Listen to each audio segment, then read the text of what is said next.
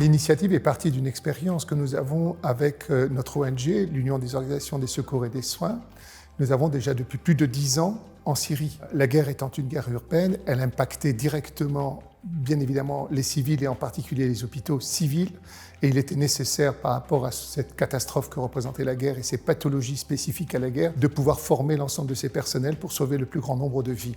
Et donc, pendant ces 10 années, nous avons mis en place 4 centres de formation en Syrie, formé 34 000 personnes à tous les aspects de cette pathologie de guerre. Lorsque la guerre a débuté au mois de mars en Ukraine, et qu'elle, bien évidemment, avec les Russes que nous avions connus en Syrie, nous savions à ce moment-là que ce que nous avions connu en Syrie allait de nouveau se renouveler en Ukraine. Et donc d'emblée, nous avons fait cette proposition à la chaîne de l'espoir, bien évidemment, pour monter ensemble ce projet en Ukraine, qui était de mettre en place un centre de formation pour former les personnels civils soignants en Ukraine. Et c'est ce que nous avons fait. Le premier cours a commencé. Le centre se situe dans la ville de Lviv.